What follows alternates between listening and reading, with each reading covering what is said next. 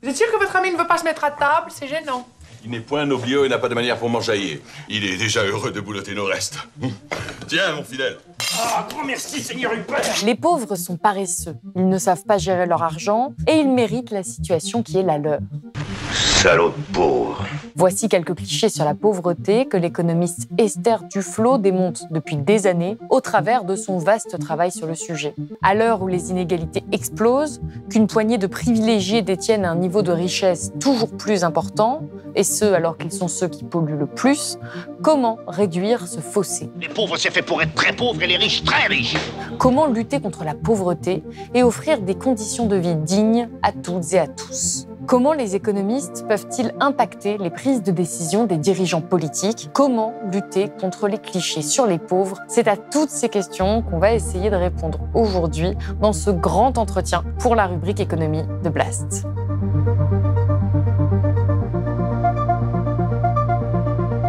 Esther Duflo, bonjour. Bonjour. Vous êtes économiste, professeure de lutte contre la pauvreté et l'économie du développement au département d'économie du Massachusetts Institute of Technology. Vous êtes également cofondatrice et codirectrice du laboratoire d'action contre la pauvreté et titulaire d'une chaire au Collège de France.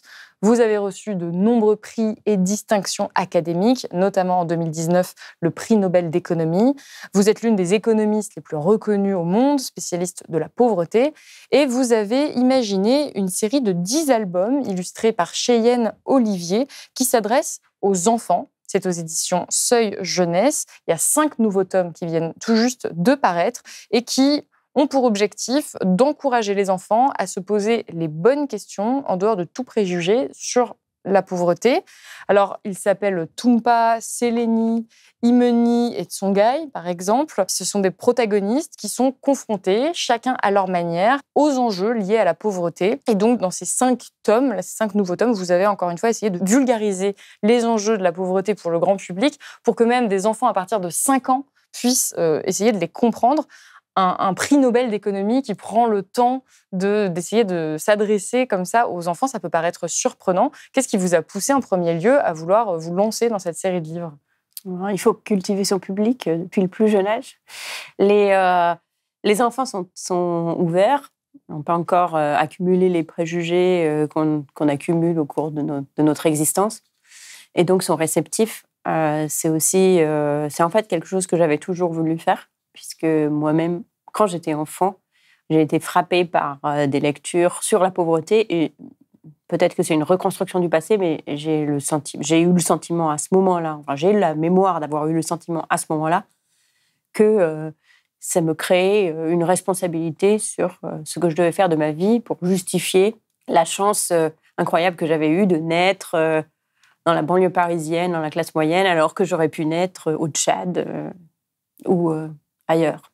En tout cas, c'est très bien fait, c'est extrêmement simple à comprendre et en même temps, vous essayez de transmettre la complexité quand même de l'économie. On le voit, il y a des illustrations, c'est environ une phrase d'explication par page. Comment est-ce que vous y êtes prise pour rendre accessibles ces enjeux aussi complexes à, encore une fois, des enfants extrêmement jeunes? Déjà, ça aide que ce soit toute une série de livres. Donc, il y a 10 livres centrés sur un personnage et, comme vous le disiez en introduction, un problème.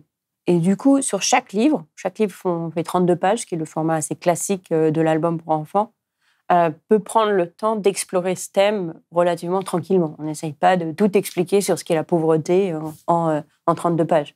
Et puis, donc, de toute façon, tout ne peut pas être expliqué, même sur un thème à l'intérieur de chaque album. Donc, le parti pris, c'est d'avoir une histoire qui est intéressante par elle-même, d'avoir des personnages qui sont attachants par eux-mêmes, c'est d'avoir des illustrations qui sont belles et attirantes.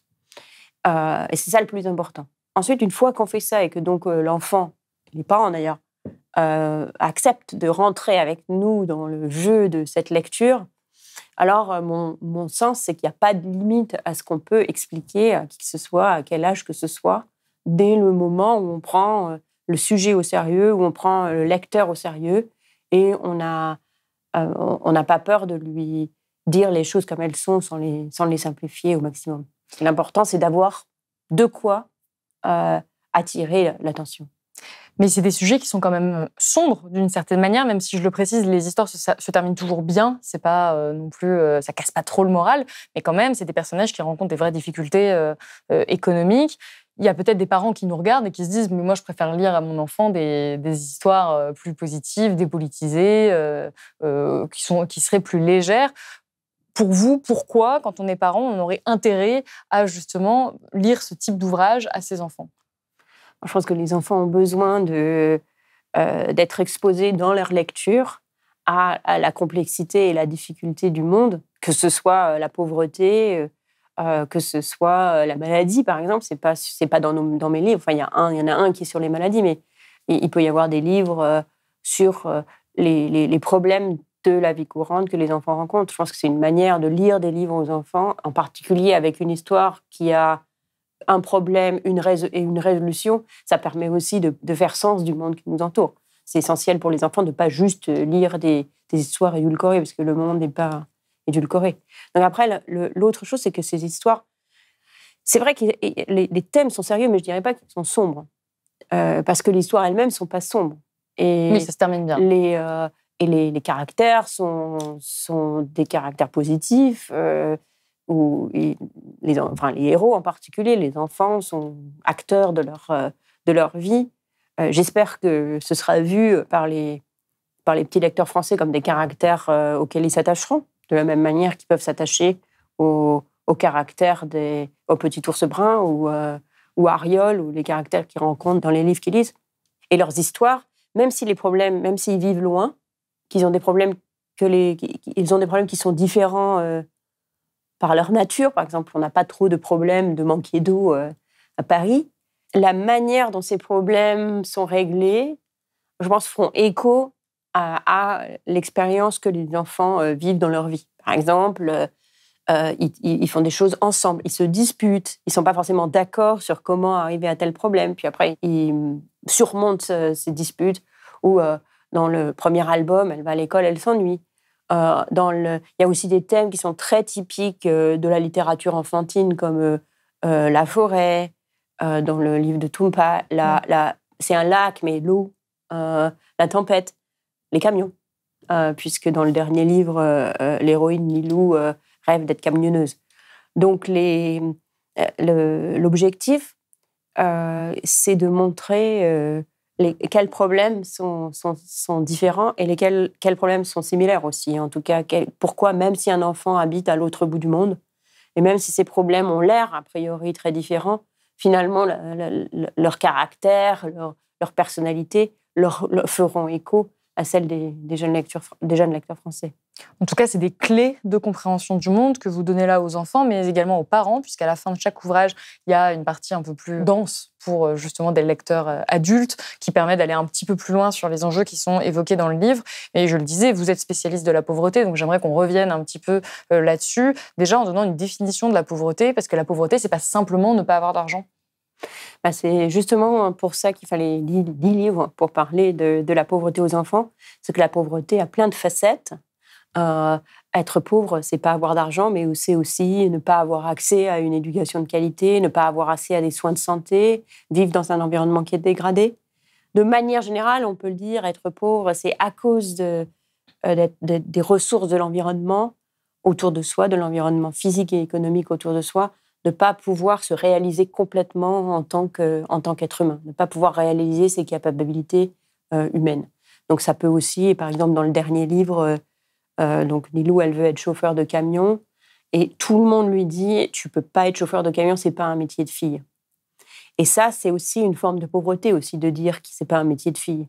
Même si parce qu'on n'a pas accès... Ça peut tout à fait être dit en France, mais c'est une forme de pauvreté pour les petites filles, parce que, voilà, c'est ça son rêve. Alors, ça ne veut pas dire que c'est une bonne idée que ce soit son rêve d'être chauffeur de camion, c'est justement, il y a un jeu là-dessus dans l'histoire. Mais l'argument, ce n'est pas un métier de fille, on voit bien que c'est un argument qui crée de la pauvreté. Et ces livres ne sont pas seulement destinés à des enfants des pays dits du Nord, où c'est vraiment universel, ou en tout cas, je crois que c'est votre ambition. On peut quand même se dire qu'être pauvre en France, ce n'est pas la même chose qu'être pauvre en Éthiopie. Qu'est-ce qui relie, en termes de pauvreté, les pauvres de tous les pays ? Alors, les livres, non, ils ne sont pas destinés spécifiquement aux enfants français, bien qu'ils aient été écrits en français au départ pour un éditeur français. Donc, il y a sûrement un lecteur idéal qui est un enfant français au départ. Mais j'espère bien qu'ils sont adaptables au-delà. D'ailleurs, ils vont être publiés en Chine, ils vont être publiés en Corée et ils vont être publiés en Inde, et non seulement en anglais, mais aussi dans les langues vernaculaires, en hindi, en marathi, en bengali, en 5 langues vernaculaires, et diffusés par un éditeur qui diffuse des livres à bas prix dans les écoles pour favoriser la lecture. Donc, l'espoir par exemple, pour les livres, les éditions indiennes, c'est que ça touche un très, très large public. Donc, sauf erreur de notre part, ou sauf le lecteur, en principe, pourrait être n'importe quel enfant. De même, les histoires ne sont pas localisées dans une géographie particulière. Et ça, c'est très important. C'était quelque chose dont, avec Cheyenne, on a parlé dès le début. Donc, je lui ai dit dès le début, je ne veux pas que ça se passe en Inde ou en Afrique. C'est clair que ça ne se passe pas en France. C'est-à-dire que ça se passe dans un pays pauvre. Les ressources sont celles d'un pays pauvre. Par exemple, les gens vont chercher l'eau au puits. C'est pas ce qu'on fait dans les villages en France.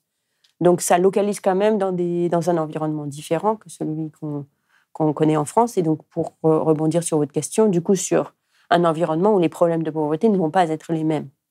Mais est-ce qu'il y a quand même des points communs entre justement cette pauvreté en France et cette pauvreté ailleurs ? Mais il y a des points communs et il y a des choses qui sont différentes. Donc, les points communs, par exemple, dans le premier album, elle a du mal à l'école. Et en France, on est le pays où les inégalités sociales, le pays de l'OCDE où les inégalités sociales se traduisent le plus fortement en inégalités scolaires. Et les problèmes qu'elle vit à l'école, où elle se sent, non seulement elle a du mal, mais surtout elle se sent plus bête que les autres, elle est persuadée que tous les autres réussissent, mais pas elle. Et elle a peur de la maîtresse, et les parents ont peur de la maîtresse. C'est des sujets qu'on pourrait parfaitement retrouver en France, que malheureusement on retrouve en France. Donc ça, c'est un exemple de problème qui peut être tout à fait le même. Par contre, il y a d'autres problèmes qui vont être très différents. Par exemple, dans le livre de Sélénie, il y a un propriétaire qui fait pousser du riz et il utilise tellement d'eau que la nappe phréatique se vide et que du coup, il n'y a plus d'eau dans le puits du village. Et ça, c'est un problème qui est réel, qu'on trouve aujourd'hui dans plusieurs régions du monde, mais qui ne sera pas un problème même des gens les plus pauvres en France. Ils ont quand même accès à l'eau. En tout cas, vous étudiez, vous documentez la pauvreté à travers le monde. Si on regarde les chiffres que, d'ailleurs, vous citez régulièrement, on se rend compte que, globalement, ce que vous qualifiez d'extrême pauvreté a reculé depuis 30 ans. Cette extrême pauvreté a même été divisée par 2. En revanche, et là encore, vous l'expliquiez récemment sur France Inter, dans les pays occidentaux, la pauvreté augmente à nouveau. Vous disiez, je vous cite, qu'on fait un grand bond en arrière dans des pays comme la France. Comment est-ce que vous expliquez cela, qu'on est ce recul comme ça dans des pays comme le nôtre ? C'est pas tant la pauvreté qui augmente en France que les inégalités. Donc, où le problème de la France, et pas seulement de la France, mais de plusieurs économies développées, et les États-Unis par exemple, c'est qu'il y a un écrasement, disons, de la classe moyenne et des personnes pauvres au bénéfice des personnes les plus riches, le top 1%, 0,1%, 0,001%. Donc, il y a une explosion des inégalités au sommet, c'est-à-dire des gens les plus riches de la planète. Beaucoup d'entre eux sont dans des pays riches, il y en a quelques-uns dans les pays pauvres aussi, aux dépens des moins riches et même des classes moyennes des pays riches, pendant que les plus pauvres des pays pauvres se sont plutôt relativement bien tiré leur épingle du jeu dans les 30 dernières années. Donc on a en gros la classe, les pauvres des pays riches qui étaient relativement riches par rapport aux pauvres des pays pauvres le deviennent de moins en moins, et il y a une explosion des inégalités au sommet. Oui, qui s'est notamment accélérée pendant le Covid. Il y a un chiffre qui avait été donné dans le dernier rapport d'Oxfam que je trouvais tout de même éloquent, c'est que les 1% les plus riches se sont accaparés 20 fois plus de richesses que les 50% les plus pauvres depuis 1995. Donc c'est vraiment ce que vous venez de décrire. Et on pourrait se dire que finalement, c'est pas si grave. En quoi c'est un problème qu'on ait cette explosion des inégalités dans la mesure où l'extrême pauvreté n'augmente pas ? D'abord, on n'a pas que l'extrême pauvreté, c'est-à-dire c'est important de se préoccuper de l'extrême pauvreté, c'est clair, et c'est une bonne nouvelle qu'il y ait moins de gens qui vivent avec moins de de 2 euros par jour et par personne, qui est le seuil pour l'extrême pauvreté. En même temps, c'est pas très difficile de faire sortir quelqu'un de l'extrême pauvreté, parce que 2 euros par jour et par personne, c'est pas beaucoup. Donc, passer de 2 euros à 2,5 euros, ça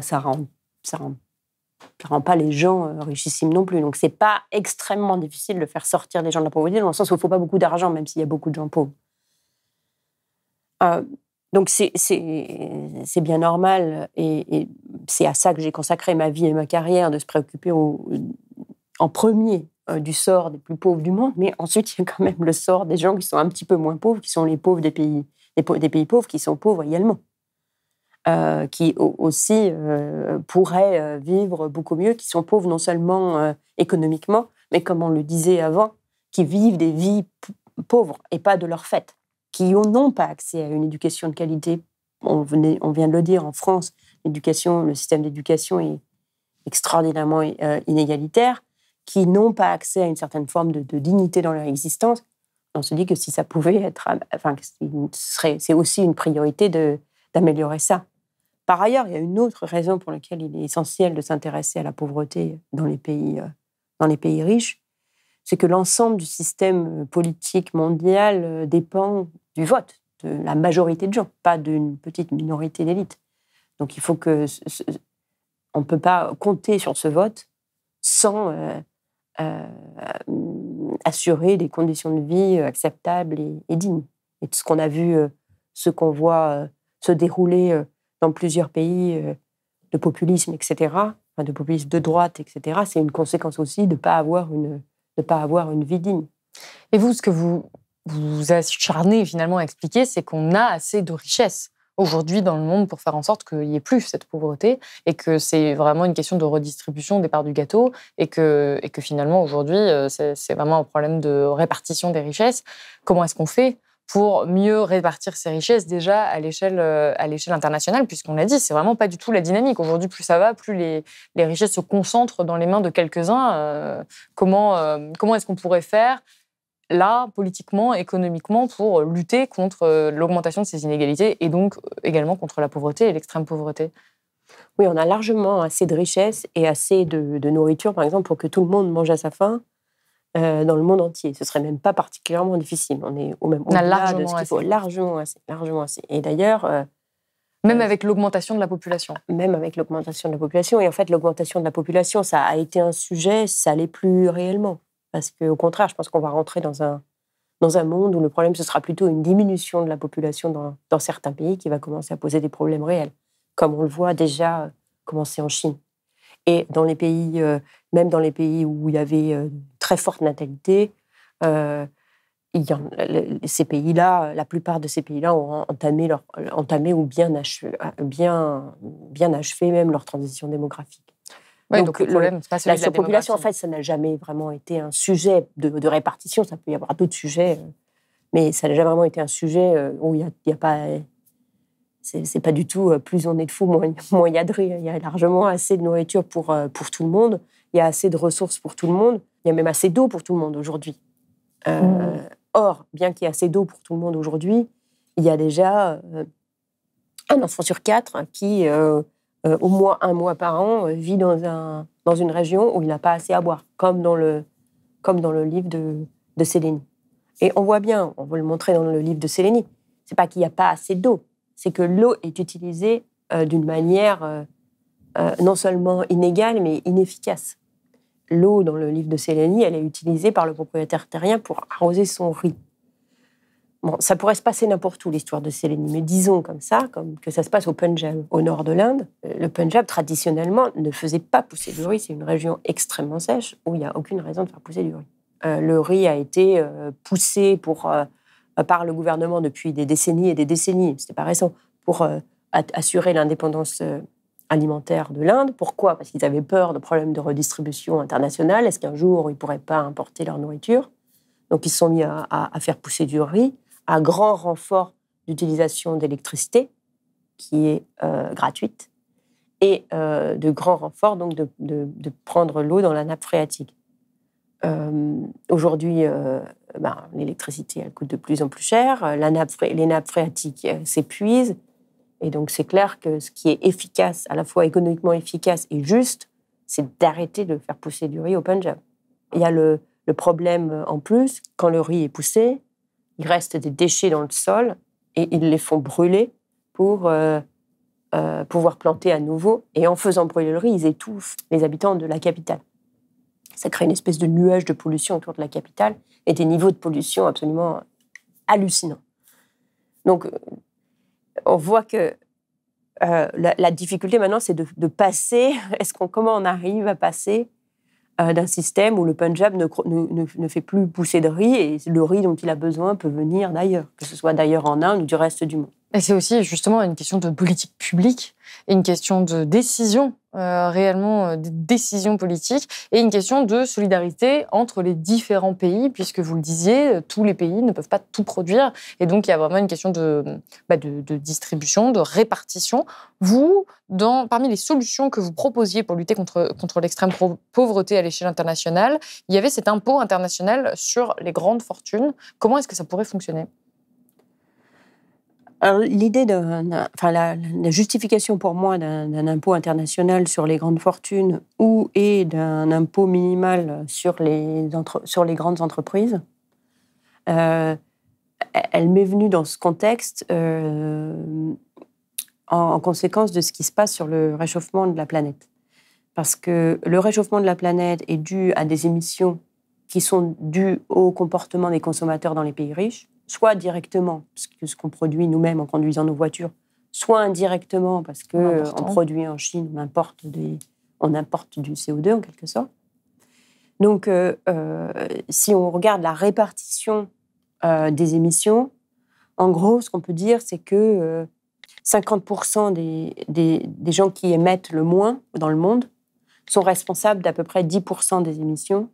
Et inversement, 10% des citoyens qui émettent le plus sont responsables de 50% des émissions. On n'a pas de raison que ça tombe comme ça, mais ça tombe comme ça, donc c'est facile à se souvenir, la règle des 10-50.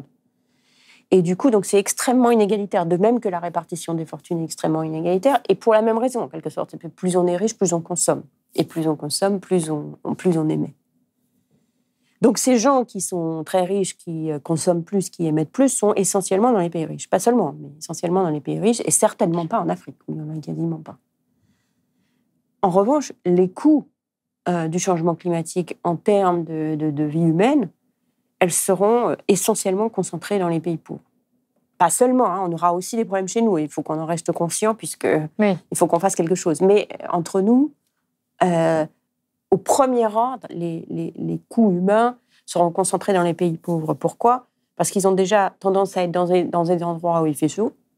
Donc, s'il fait déjà 32 degrés en moyenne et qu'on rajoute de 2, ça fera 35 degrés en moyenne, ce qui nous donne beaucoup plus de jours au-delà de 35, qui devient pas hospitalier pour le corps humain. Et deuxième chose, parce que plus on a d'argent, plus on est capable de s'adapter au changement climatique, par exemple en travaillant à l'intérieur plutôt que dans des champs ou dans des chantiers, en utilisant l'air conditionné dans les maisons et tout ça.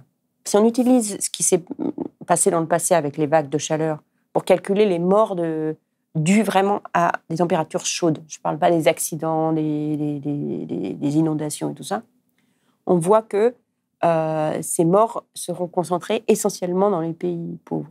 Et à des niveaux très importants, puisque une estimation de l'Université de Chicago, c'est que d'ici 2100, il y aura plus de morts dues aux températures chaudes que toutes les maladies infectieuses combinées. Donc c'est comme si on éliminait tous les gains qui auraient pu être faits contre le paludisme, le sida. Donc ça deviendra une cause de mortalité importante, très importante. Mais il y a des gens qui pourraient vous dire, déjà une taxe sur les grandes fortunes ou sur les entreprises, on n'arrive pas à le mettre en place en France pour le redistribuer en France. Déjà en France, à notre échelle, on a des problèmes de redistribution de la richesse. On a aussi de la pauvreté, même si évidemment, encore une fois, elle n'est pas exactement la même que ce qui peut se passer dans d'autres pays du monde. On a déjà, nous, des difficultés à redistribuer. Pourquoi est-ce que si enfin on arrivait à lever de l'argent, on irait le donner par solidarité avec d'autres pays, notamment des pays du Sud? Justement, ce n'est pas une question de solidarité, à mon avis, c'est une question de responsabilité. Ce n'est pas ces morts dues au climat, si on prend juste le même nombre de qu'on utilise pour... c'est un peu aride comme concept, mais il y a le concept de la valeur d'une vie statistique qu'on utilise pour savoir combien il faut, enfin pour les limites de vitesse, combien il faut limiter les vitesses, quand on construit un pont, combien on est prêt à investir dans la sécurité de ce pont, etc.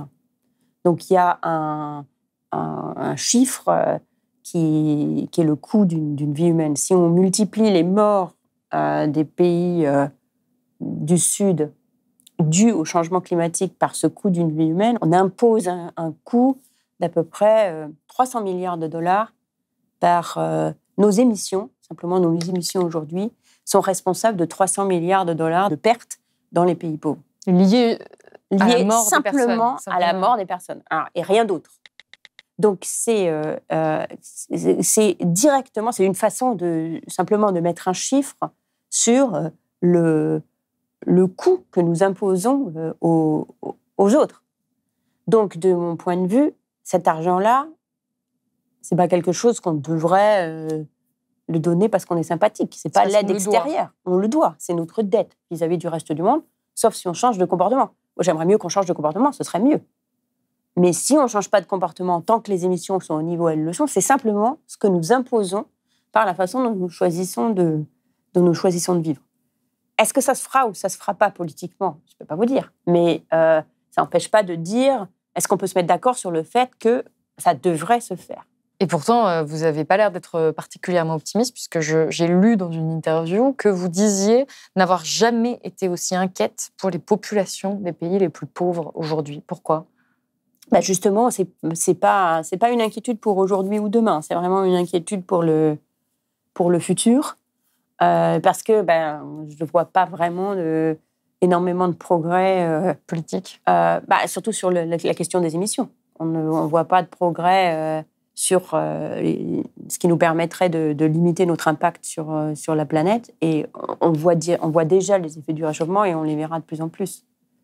Après, ça peut changer. Hein. Et en attendant, même si optimiste ou pas, il faut quand même avancer. Donc. En tout cas, déjà, je le disais, à l'échelle de la France, on a du mal. On a du mal à réduire ces émissions et on a également du mal à prévenir ou à adapter notre territoire. Encore une fois, déjà, rien qu'à notre échelle, pour protéger les populations les plus vulnérables, il y a déjà des milliers de morts chaque année en France, des canicules, ça commence à arriver. Et on a du mal, et on l'a documenté à Blast dans plusieurs émissions, on a du mal à protéger les populations les plus vulnérables. On parle des conséquences du réchauffement climatique, mais ça peut être évidemment de plein d'autres dynamiques économiques. Bien sûr, là, je pense à l'inflation qui a fait et fait encore des ravages. Et pourtant, la dynamique politique, c'est non seulement de ne pas vraiment protéger ces populations-là, bien qu'il y ait quand même eu des mesures, notamment pendant la crise du Covid, mais en plus d'adopter dans le discours une certaine culpabilisation ou une certaine responsabilisation, dirait-on, de ces populations les plus pauvres qui seraient finalement un peu responsables de ce qui leur arrive. Est-ce que vous avez observé une évolution du discours politique en la matière ces dernières années ? Et surtout, qu'est-ce que ça vous inspire, vous, en tant qu'économiste ? En général, le discours politique a tendance à avoir cet aspect un peu paternaliste et de reprendre assez facilement le poncif que les pauvres sont potentiellement, partiellement responsables de leur pauvreté. Et même s'ils ne le sont pas, il ne faudrait quand même pas être trop généreux parce que ça pourrait les rendre paresseux. Je caricature un petit peu. Mais... c'est le principe de la réforme du chômage, par exemple. Voilà, mais cette ligne politique, elle n'est pas nouvelle. C'est-à-dire, elle existe... au moins depuis l'ère victorienne, où finalement la naissance du système de protection sociale, c'est en même temps, c'est né avec une énorme défiance vis-à-vis des pauvres, dont on avait peur, dont les victoriens avaient peur, dont nous avions peur aussi en France à ce moment-là. Il y a un livre formidable qui s'appelle « Classe laborieuse, classe dangereuse », qui le décrit très bien, la peur des pauvres, dans cet arrondissement de Paris en particulier, et dans les faubourgs du Nord-Est. Donc, il y a cette peur des pauvres qui est liée à... et qui, du coup, mène à aussi la peur d'une espèce de rejet de la paresse. Et que les pauvres, en partie, soit sont pauvres parce qu'ils sont paresseux, soit le deviendront si on est trop généreux avec eux. Alors malgré ça, on arrive quand même à construire un système de protection sociale, mais qui a toujours cette tendance de vouloir ne pas trop en faire pour ne pas être trop sympathique. Et dans les pays pauvres, c'est la même chose. Le système de protection sociale met des barrières dans tous les sens, rend les choses difficiles, rend l'accès difficile, même pour des populations très pauvres pour lesquelles l'accès serait difficile depuis le début, parce qu'il y a cette peur vraiment très répandue que les gens abusent ou que... Ça, c'est pas rationnel. C'est pas quelque chose qu'on retrouve dans la réalité. Si c'est rationnel ou pas, je ne sais pas, mais c'est pas réel. C'est-à-dire que, en fait, depuis maintenant plusieurs années, les réactions des pauvres, justement, des bénéficiaires au système de protection sociale ont été étudiées, que ce soit dans les pays riches ou dans les pays pauvres. Et universellement, ce qu'on trouve dans tous les contextes, c'est qu'on peut avoir des systèmes de protection sociale très généreux, inconditionnels, et ça ne décourage pas les gens de travailler. Par exemple, il y a eu toute une série de systèmes qui se sont répandus dans les pays à revenus moyens et pauvres, qui sont des systèmes de transferts sociaux conditionnels, mais pas conditionnels à travailler. C'est conditionnel à envoyer ses enfants à l'école ou à la santé. Donc pour les familles, si elles le font, ça leur fait un argent assez conséquent tous les mois. Donc en principe, si on avait vraiment peur que recevoir de l'argent décourage de travailler, ces gens-là devraient moins travailler. Il se trouve que tous ces programmes ont été testés dans des évaluations aléatoires, parce que, je crois, par espèce de mimétisme, parce que le premier au Mexique a eu une évaluation aléatoire avec un groupe traitement et un groupe contrôle. Et depuis, on fait un groupe traitement, un groupe contrôle au début. Et donc, on peut comparer les effets sur l'offre de travail. Est-ce que les gens travaillent plus, travaillent moins ? Et on ne trouve aucune différence entre ceux qui bénéficient et ceux qui ne bénéficient pas. Donc c'est vraiment une idée reçue qui est... C'est une idée reçue très profonde, mais bon, voilà l'exemple pour les pays pauvres. Dans les pays riches, on a vu plusieurs exemples aussi, où à chaque fois, on démontre absolument aucun effet de la générosité de la protection sociale sur l'offre de travail. Par exemple, en Alaska, les gens reçoivent un revenu des royalties du pétrole. Donc ça change d'année en année. Donc ils reçoivent plus, ils reçoivent moins, mais c'est relativement généreux. C'est de l'ordre de plusieurs milliers de dollars chaque année. Et les gens ne travaillent pas plus quand ils ont moins d'argent ou moins quand ils ont plus d'argent. Il n'y a absolument aucun effet. Il y a d'autres exemples dans les réservations indiennes où les gens bénéficient des royalties des casinos. On ne trouve aucun effet sur l'offre de travail. Bref, que ce soit dans les pays riches ou dans les pays pauvres, il n'y a pas d'effet. Quand il y en a, ils vont dans l'autre sens. C'est-à-dire des gens qui sont extraordinairement pauvres, auxquels on donne un transfert, qui peuvent être parfois des transferts assez importants, travaillent plus après avoir reçu ce transfert, parce que justement, ça les aide à se remettre dans une dynamique plus positive, à sortir la tête de l'eau. Sortir la tête de l'eau, exactement. Que ce soit physique ou mental, simplement de santé mentale. J'ai tendance à aller là où me mènent les données. C'est-à-dire, si que ce soit moi ou d'autres, avaient montré dans des études qu'effectivement, il y avait un effet désincitatif de ces programmes sociaux sur l'offre de travail, je serais prête à l'accepter et à dire, du coup, il y a vraiment un arbitrage à faire entre la générosité et ne pas perdre les incitations. Mais il se trouve qu'il n'y en a pas. Donc, du coup, ça devrait nous inspirer pour la construction de programmes sociaux. Et justement, dans un des livres, on en parle, dans le premier volume, où c'est Bibir et la sorcière, où il y a une femme très, très âgée qui bénéficie d'un de ces gros transferts. C'est modelé sur l'exemple d'un programme qui a été inventé par une ONG du Bangladesh qui s'appelle BRAC, où les familles reçoivent, les familles les plus pauvres, donc celles qu'on aurait dit sont vraiment... Il y a toujours des problèmes très graves dans ces familles, qui peuvent être des problèmes d'alcoolisme ou des accidents ou je ne sais pas quoi. Ils reçoivent un transfert important. Et ce qu'on voit, c'est que quand les familles reçoivent le transfert important, elles s'enrichissent. Au bout de quelques années, elles s'enrichissent tellement qu'elles ont gagné assez pour rembourser. Elles ne remboursent pas, en fait, c'est bien un don, mais elles ont gagné assez pour couvrir la totalité du transfert. Et après, on les voit travailler plus quand elles ont l'opportunité de travailler plus. Donc, ce programme-là qui est décrit dans Bibir, dans les pays en développement, c'est maintenant un exemple qui a été suivi. Par exemple, en Inde, il y a déjà 200 000 familles qui ont bénéficié de ce programme, qui est intégré dans la politique publique maintenant, 1 million de personnes. Donc on voit que parfois, la politique suit les données. Mais une autre grande idée reçue qu'on peut avoir sur la pauvreté et que vous démontez quand même assez facilement, c'est l'idée que les pauvres, finalement, géreraient mal leur argent. Et cette idée-là, c'est pas seulement une idée comme ça qu'on peut entendre au bar du coin. Hein. Ça a été dans la bouche de ministres en France. Je pense notamment à Jean-Michel Blanquer, qui avait insinué que les allocations de rentrée étaient dépensées en écran plat.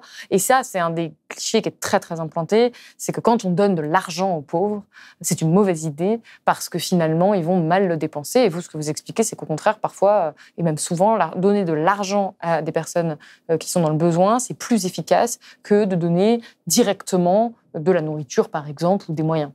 Là aussi, c'est quelque chose sur lequel on a beaucoup appris dans les dernières années, dans les, je dirais, 5 à 7 dernières années, où il y a eu un nombre d'études assez important de distribuer justement directement de l'argent aux pauvres. Ce n'était pas du tout le cas, ça ne se faisait pas du tout dans les pays pauvres, contrairement en France, par exemple, où on a des allocations sociales. Ça ne se faisait pas du tout d'aider les gens sous forme de cash, parce qu'on avait peur, justement, peur qu'ils le boivent, et finalement, il y a eu, depuis un peu moins de 10 ans, des expériences, donc à nouveau dans différents contextes répétés, de donner aux gens directement du cash, et on voit qu'ils l'utilisent parfaitement bien. Et quand on compare le cash à la nourriture, par exemple, donner directement de la nourriture, les effets sur la nourriture sont les mêmes, parce que les gens, avec leur cash, ils achètent de la nourriture. Les gens qui reçoivent de la nourriture, de toute façon, comme ça, ils dépensent un peu moins en nourriture. Donc, ça revient exactement au même au point de vue du budget, précisément parce que les pauvres sont tout à fait capables de gérer leur budget. Mais c'est beaucoup, beaucoup, beaucoup, beaucoup moins cher de distribuer du cash que d'aller trouver la nourriture, en perdre la moitié, la faire partir en train, etc. Alors aujourd'hui, vous êtes, je le disais, prix Nobel d'économie. Ça vous a vraiment permis d'obtenir une reconnaissance internationale de vos compétences, mais également l'oreille de nos dirigeants politiques, puisque vous avez été auditionné à l'Assemblée nationale. Vous êtes, je le disais, une économiste extrêmement reconnue. Vous préconisez vraiment une redistribution de la richesse. Je vous ai entendu dire dans une interview que ce serait vraiment une bonne chose, par exemple, d'avoir un impôt sur la fortune dans un monde idéal, mais que vous semblez même pas y croire. On a la sensation, en tout cas c'est la sensation que j'ai pu avoir, c'est qu'entre ce que vous dites, ce qui résulte de vous, de votre travail, de vos études, et ce qui se fait politiquement, on a l'impression que ça vous semble parfois impossible que ça se traduise vraiment politiquement, parce que les dynamiques politiques à l'œuvre, de toute façon, n'ont pas pour but forcément d'écouter ce que nous disent les économistes. Ah si, moi je fais ce que je fais parce que je pense que ça a un effet sur la politique. Sinon, je pense que c'est pour ça que j'ai décidé. Enfin, c'est pour ça que j'ai décidé de faire de l'économie et pas autre chose. C'est parce que je voulais que ce que je fais soit suivi d'impact. Et c'est pour ça aussi que j'ai créé Poverty Action Lab, le laboratoire de lutte contre la pauvreté, pour que les résultats de nos expériences soient connus et soient adoptés dans la politique. Et ils le sont.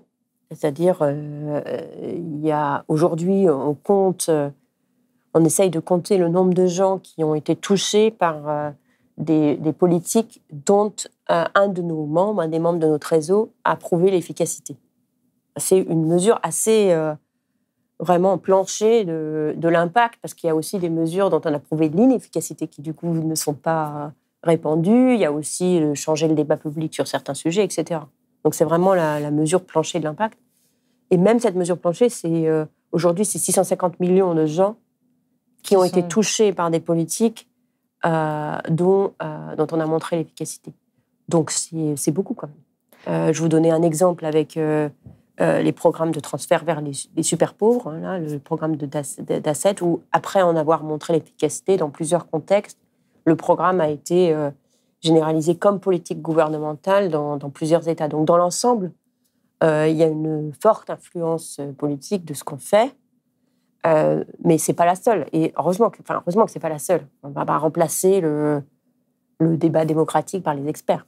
Là où on peut être utile, c'est quand les gouvernements veulent faire quelque chose, de leur montrer comment le faire mieux.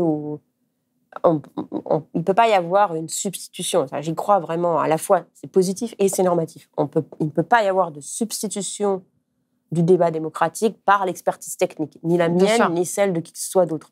Donc le fait, par exemple, que... Mais l'impôt sur les fortunes, par exemple, l'impôt en sur les France, fortunes... il a été même supprimé récemment. Oui, de mon point de vue, à moi, citoyenne, c'est une erreur. Ou la réforme des retraites, par exemple, de laquelle vous aviez été tout de même critique, par exemple, pour prendre quelque chose de plus récent. Pour prendre l'ISF, d'abord, de mon point de vue à moi, c'est une erreur, et je l'ai dit depuis toujours. Mais ce n'est pas une erreur technique, c'est une décision politique. Donc, il n'y a pas de moyen de persuader... c'est une décision politique qui correspond à une vision idéologique du monde, où les impôts ne sont pas une bonne chose. Il se trouve que je ne la partage pas, mais je ne peux pas m'y opposer en tant qu'experte, je peux m'y opposer en tant que citoyenne. Par contre, il y a des sujets plus techniques sur lesquels on s'entend sur qu'est-ce que c'est l'objectif final. Alors, en ce cas-là, il faut écouter les données. Par exemple, il y a quelques années, il y a eu une étude qui avait été faite par Bruno Crépon, Marc Gurgan et d'autres, qui comparait les performances de c'était l'époque l'ANPE, c'est devenu Pôle emploi depuis, et des opérateurs privés de placement pour des services aux chômeurs de longue durée pour les replacer dans l'emploi. Donc là, on est tous d'accord que l'objectif, c'est de le replacer dans l'emploi et de dépenser le moins d'argent possible pour le faire. Donc il y a eu une évaluation aléatoire où les chômeurs de longue durée étaient soit envoyés dans le groupe ANPE, soit envoyés dans le groupe agence d'intérim, enfin opérateur privé de placement, soit contrôle. Et la première chose qu'ils ont trouvée, c'est que le programme était efficace, que ce soit opérateur privé de placement ou ANPE, comparé au contrôle, les gens retrouvaient un emploi plus rapidement, ils avaient plus de chances à être encore dans l'emploi dans 1 an. Très bien. Deuxième chose, ils avaient trouvé que l'ANPE était un petit peu plus efficace que les opérateurs privés de placement et leur coût est à peu près moitié moindre par personne. Donc, en termes de coût-bénéfice, l'ANPE écrabouillait les opérateurs privés de placement. Or, cette étude, elle avait été faite justement parce qu'il y avait un conflit à l'époque entre l'ANPE et l'INEDUC. Ensuite, ils ont été formés, où l'INEDUC pensait que l'ANPE n'était pas très efficace et voulait... Et en fait, si, ils étaient plus efficaces. Bon, cette étude a eu lieu... La conclusion logique, ça aurait été d'arrêter de sous-traiter aux opérateurs privés de placement. La conclusion qui a été prise par le gouvernement de l'époque, Sarkozy était Premier ministre, c'était on va étendre les opérateurs privés de placement. Donc ça, quand ça se produit, c'est agaçant. Parce qu'on leur dit quand même, c'est pas la peine d'avoir fait une évaluation pour trouver le contraire. Mais l'histoire n'est pas finie. Il y a eu un rapport du Conseil d'État, à peu près 2 ou 3 ans après ces événements, qui critique très fortement le gouvernement d'avoir étendu les opérateurs privés de placement, qui cite cette étude pour dire c'est n'importe quoi. On avait des données très bonnes pour nous dire qu'il ne fallait pas le faire. Et du coup, la décision a été renversée. Et ce type de programmes sont maintenant plutôt faits par l'ANPE. Donc bon, les choses ne se font pas. De toute façon, il n'y a pas de baguette magique, que ce soit en France ou ailleurs. Moi, il se trouve que mon influence politique, s'il y en a une, sur la politique, elle se trouve plutôt dans les pays en développement parce que c'est mon sujet de recherche. Mais ça se passe jamais. C'est pas on donne. C'est pas un claquement de doigts. Voilà, on n'arrive pas avec un joli rapport sur papier glacé, on le donne et le programme est immédiatement adopté. C'est au cours du temps. Mais en France, tout de même, vous êtes une des voix françaises de l'économie, vous êtes écoutée. Est-ce que vous avez la sensation d'avoir quand même l'oreille du gouvernement actuel? Sur les sujets qui me concernent de manière la plus proche, le plus proche. Par exemple, j'ai la chance d'être présidente du conseil d'administration du Fonds d'innovation pour le développement, qui est un fonds qui met à disposition de tout le monde dans le monde, même des ONG, même des individus, des ressources pour expérimenter sur leurs problèmes locaux. Donc, nos personnes, là, nos protagonistes de l'Olive, ils pourraient candidater au Fonds d'innovation pour le développement parce qu'ils ont une idée pour régler leurs soucis. Et ça, c'est vraiment une idée qui avait d'abord germé dans le rapport de la commission Obama sur le développement, qui s'était traduit par la création d'un fonds similaire aux États-Unis. Puis après, j'en avais parlé au député Berville, qui est devenu ministre de la Mer entre-temps, et qui a progressivement fait son chemin jusqu'à ce que ce fonds existe et qu'on en donne la responsabilité. Et ce fonds, c'est une petite chose dans l'arsenal de la coopération française et encore plus de la politique française, mais je pense que c'est une bonne chose. Et ça va dans le bon sens de comment rendre la politique, au moins la politique de coopération plus efficace. Et puis après, l'espoir, c'est que de faire ça, ça permet aussi ça crée aussi un exemple pour le genre de trucs qu'on peut faire aussi en France. Et en France, il y a aussi des évaluations qui sont faites, pas tellement par moi, puisque je ne travaille pas tellement sur la France.